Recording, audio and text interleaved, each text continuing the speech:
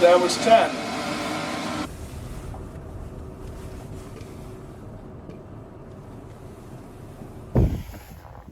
How we doing? I'm fine. Wow. Good, so this good. is Yeah, this welcome. is finally got here. Yes, Finally, finally all found the right. place. Finally found the place. I think it's a sweeping shot for Yes, yeah, welcome. nice beautiful merch here. Yes, those are actually all Shane Barnhart's. He was Wow. the tester here at the facility for 4 years.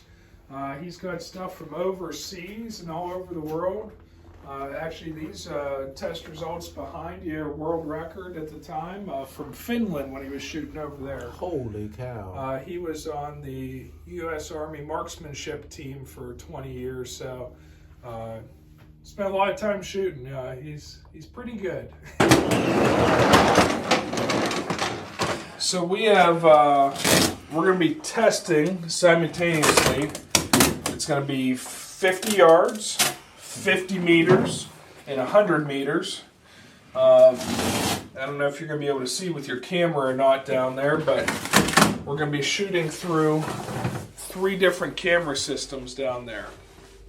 So again, one at 50 yards, 50 meters, and 100 meters. So the illumination you see at the end of the tunnel, that target screen is actually going to be your 100-meter target. So once I get the computer screen turned on, you'll be able to kind of see what data points we're going to get from shooting through there. The gold mine. Gold. Nothing. Not even you can buy gold, but you can't buy this stuff. Pretty close to that, yes. That's a gold mine in itself in those buckets there. just right there. So yeah, we like to see roughly about 1,000 rounds on the barrel before you come. And not only just for the barrel, but your firing mechanism in the rifle itself too. So your firing pin, spring, everything that way.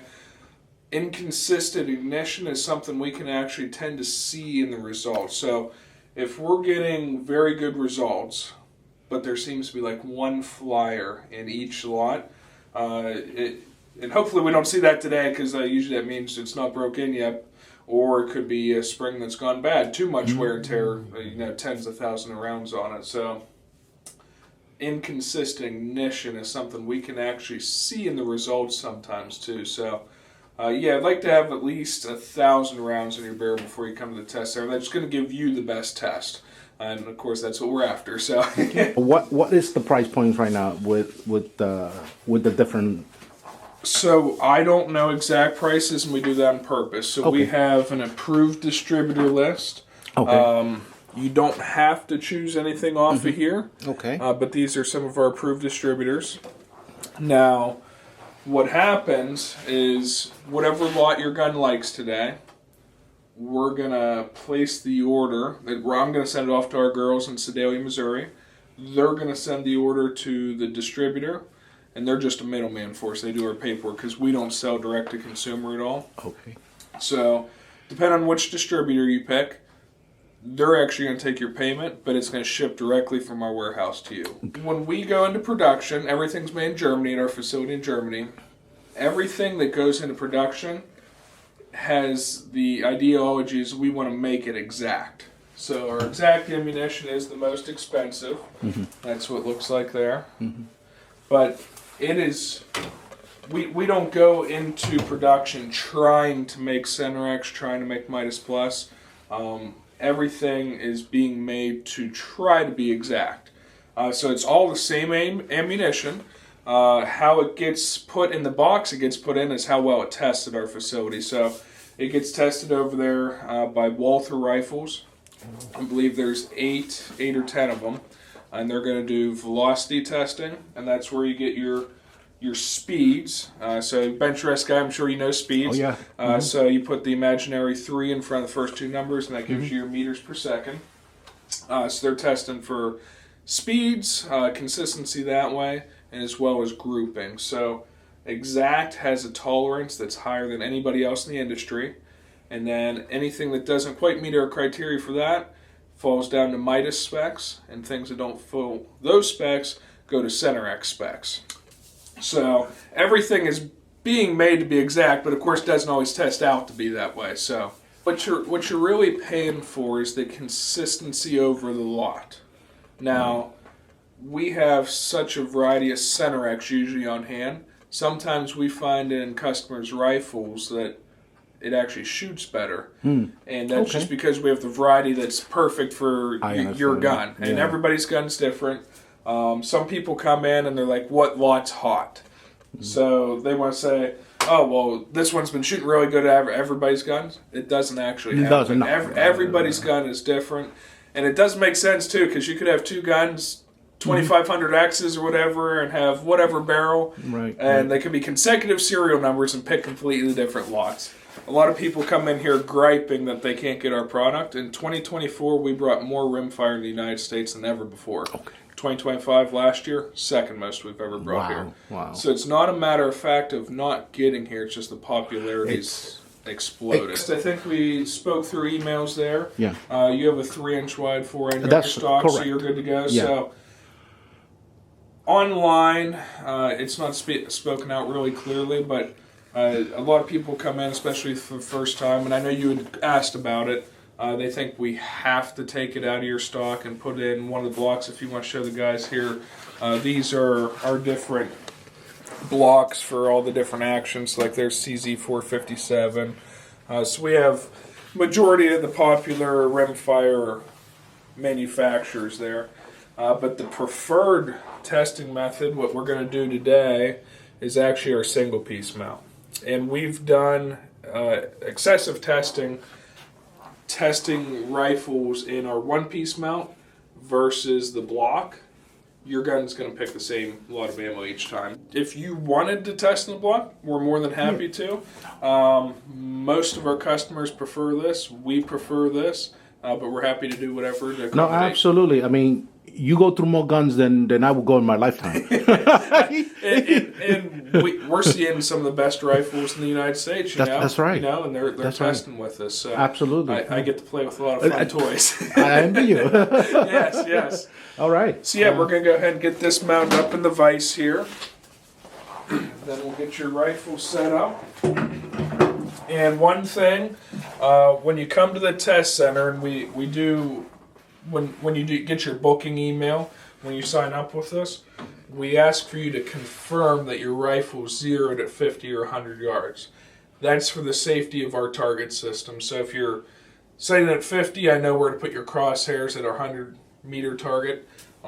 If you're sighted in at 100, I can pretty much center it up in our range down there. So just so we're not damaging any of our equipment, we ask that you guys come with your gun zeroed at either 50 or 100 yards or 100 meters.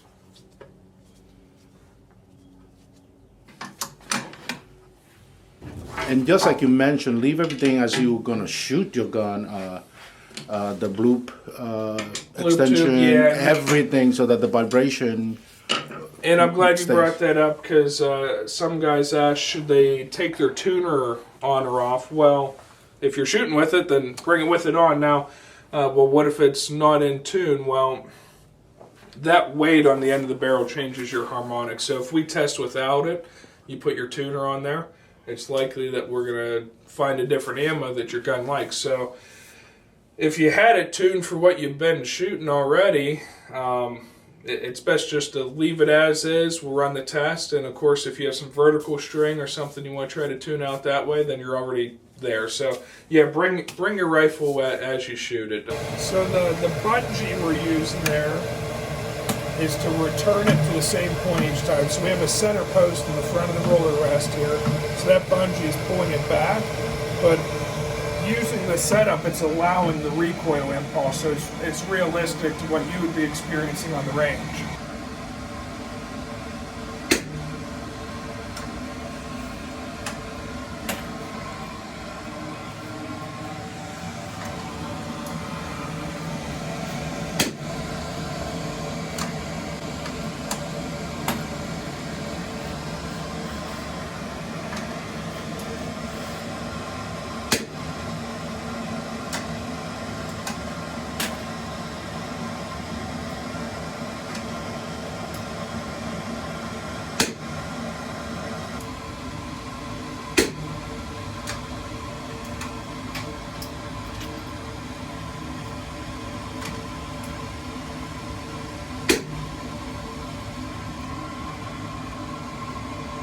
So far, that was our best Center X group. Mm-hmm.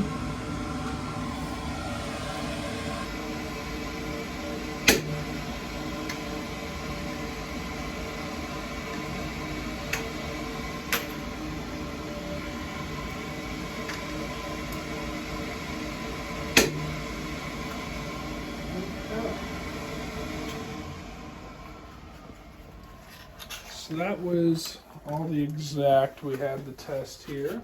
Okay. So we're going to take a little break here, and I'm going to go ahead and print out these results. Now, sometimes guys just want the 50-yard results printed, especially with it being your first time here. We're going to go ahead and print the 100 as well. Now, I did print out both, so this is just going to be a reference. We are going to base our tests off the 50-yard target I printed here. Again, it does say 50 meters, but this is indeed 50 yards. So I'm going to go over all the results with you here. This is our cheat sheet and kind of reference too as we're going through. And I do have printouts on the table you can take home with you. Okay. So ammo, what we shot, that was exact that we just went through. Batch 2, batch 3. Again, those are just our internal numbers that we use. Followed by the true lot number. So if you're a speeds guy, this was a 28 speed. Here's 25. D max, that's our diameter max. That's going to be our group size. Outside edge to outside edge. Width and height of the group. Velocity, we have the mean, the min, and the max. For 50-yard shooting, we don't base too much weight on our decision off the velocity. If you're shooting 100+ yards like the PRS guys, we will reference and see what the velocity is doing at 50 and the 100-meter target. DHH, we touched on that earlier, but that is distance hit to hit. We have the min, max, and standard deviation of that. The minimum number, we're not concerned with. We know there's going to be some form of movement from one shot to the next shot. The max and SD, we want these numbers to be as low as possible. And then 20 shots. So these are actually the stats for our 20 shot here. So if we come up here, top left-hand corner is going to be the number of shots fired. That's 10. The top right corner is the DHH average. Again, we want that number to be as low as possible. Bottom left, this is your group size for this 10-shot group. And then the bottom right-hand corner, and also down here, that is your Olympic scoring. That doesn't mean too much to too many people that come here, but what it does tell you while you're at the test center is how centered up your shots are. So a 10.9 is a perfectly centered shot. A 10.8 is 0.8 of a millimeter outside of center, and 10.8 further each column out you go. So an ideal chart here at 50 yards, we want it to be weighted heavily to the left and taper off to the right, kind of as you see in our example here. You want a nice taper like that.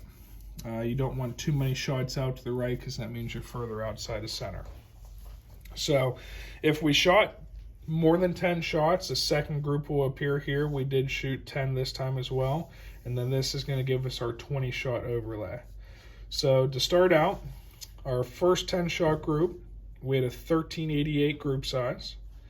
Our next 10 shot group, we had a 1589. So we're going to come down here and reference the 20 shot overlay.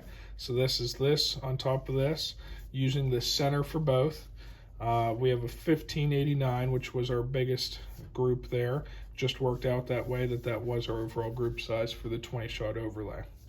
DHH, right around 4, that's a good number. SD, 222, not bad. And max 9, not terrible. Dispersion chart here for the shots isn't too bad, but we do have 6 out here. So that's a little bit further right than you'd like to have, but that's not a bad lot there by any means. We're going to come down to the next one, 1808. That's a group that we're not going to be concerned with. That opened up on us there. And then again, like I said, we're not going to pay attention to the 100-meter target too much, but I did want those to print out with you so you can take those home today. But we did have a 2946 and a 3115. Both sub MOA at 100 meters, so those are good groups. And like you say, ideally you want to be 34 and below. 34.2 is MOA at 100 meters. So a lot of the guys coming in here shooting the PRS and anything past 100 yards, like long gone, 300 yards. You want your velocity to be consistent at 100, and you want those groups, of course, to be as tight as you can out there at 100 meters. So yeah, we're not going to pay any attention to this group. So at the moment, this is our leader. We have an approved list of distributors. You don't have to go through them, but they do have to be a distributor of our Lapua ammo. So the distributor is who you're going to deal with for payment. So I'm going to make your folder here and process the order. I send it off to our girls in Sedalia, Missouri, which is where our warehouse is.